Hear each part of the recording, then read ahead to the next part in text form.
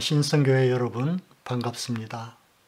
오늘은 시편 1편 1절에서 3절의 말씀으로 함께 주님의 말씀을 묵상하겠습니다. 제가 말씀을 봉독하겠습니다. 복 있는 사람은 악인들의 꾀를 따르지 아니하며 죄인들의 길에 서지 아니하며 오만한 자들의 자리에 앉지 아니하고 오직 여호와의 율법을 즐거워하여 그의 율법을 주야로 묵상하는도다. 그는 시냇가에 심은 나무가 철을 따라 열매를 맺으며 그 잎사귀가 마르지 아니함 같으니 그가 하는 일이 다 형통하리로다. 아멘. 오늘 읽은 시편 1편은 복 있는 사람은 이라고 시작하고 있습니다.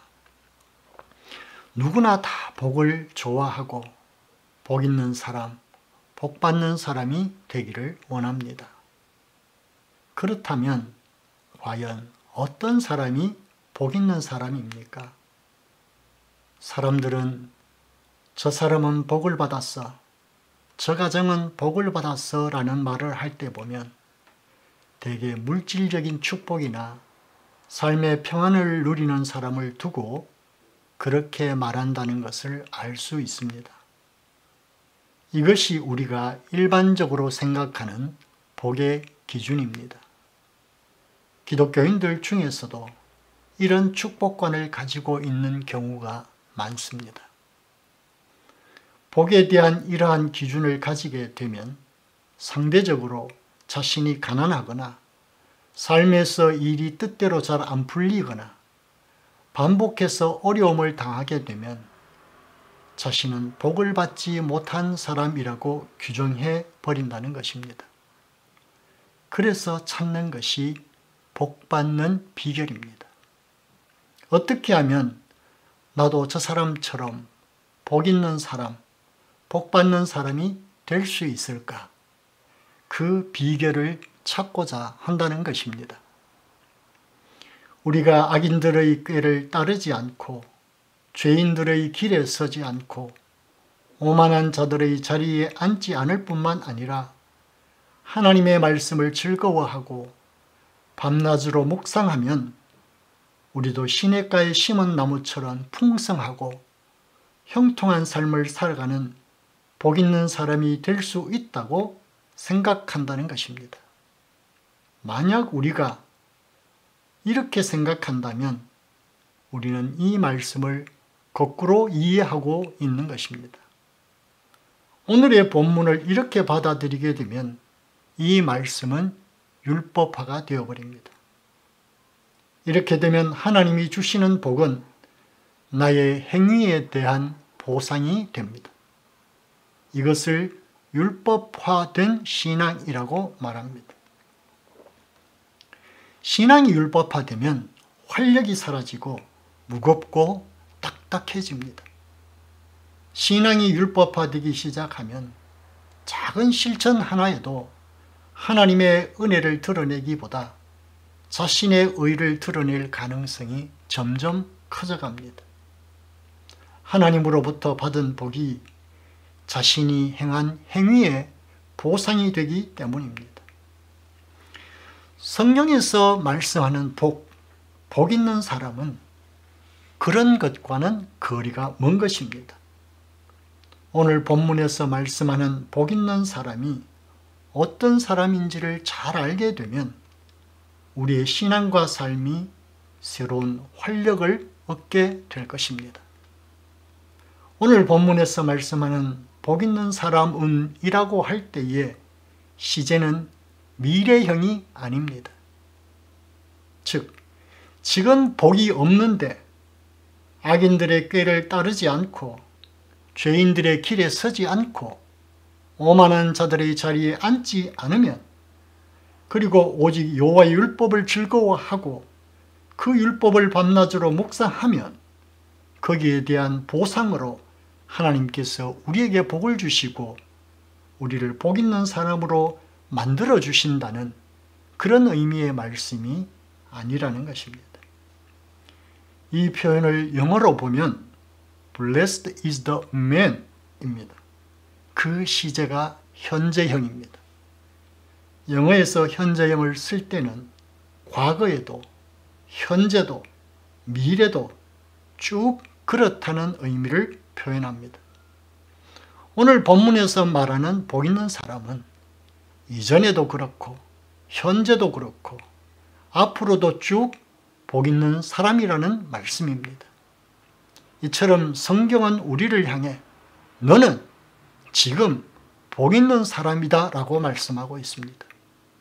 하나님 앞에 써 있는 너, 하나님의 말씀을 듣고 있는 너는 과거에도 복 있는 사람이었고 지금도 복 있는 사람이고 앞으로도 쭉 복 있는 사람이 될 것이라는 뜻입니다.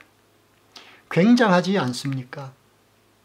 우리가 하나님 앞에 뭘 좀 잘하면 앞으로 복 있는 사람이 될 것이라는 말씀이 아닙니다. 이미 하나님 앞에서 우리는 복 있는 사람이고 지금도 그렇고 앞으로도 그렇다는 말씀입니다. 그렇다면 한 가지 의문이 듭니다. 과연 내 삶은 지금 그렇게 복 있는 사람이라고 할 수 있는가 하는 것입니다. 내가 복 있는 사람이라면 내 삶도 복이 있어야 되는 것 아닌가 하는 생각을 하게 됩니다.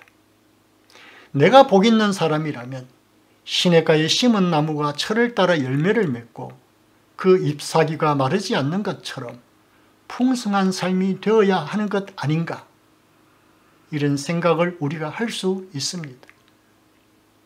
왜냐하면 지나온 나의 삶을 돌아봐도 또 현재의 나를 봐도 내가 그렇게 복 있는 사람이라고 받아들이기 어려운 부분들이 우리의 삶에 많기 때문입니다.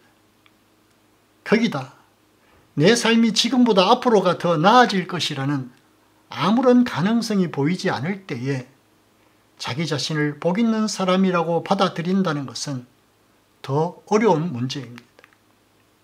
왜 그렇습니까?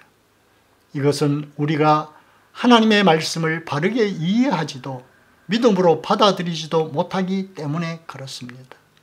성경은 우리를 현재적으로 복 있는 사람이라고 말씀합니다. 하지만 정작 우리는 우리 자신을 그렇게 복 있는 사람으로 인정하고 받아들이지 못하는 경우가 많습니다. 우리는 자신이 복 있는 사람이라고 한다면 과거보다 현재가 더 나아져야 하고 현재보다 미래의 형편이 더 나아져야 한다고 생각합니다. 그럴 가능성이 낮아 보일 때에 자신의 삶을 복 있는 사람과는 거리가 멀다고 생각하게 됩니다.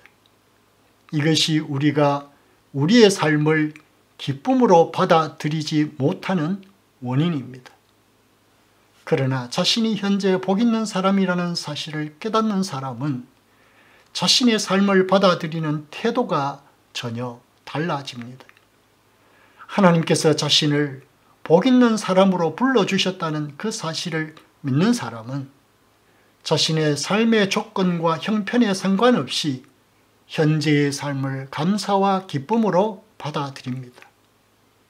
그것이 바로 1절과 2절에서 악인들의 꾀를 따르지 않고 죄인들의 길에 서지 않고 오만한 자들의 자리에 앉지 않고 오직 하나님의 말씀을 즐거워하며 그 말씀을 주야로 묵상하는 것을 말합니다.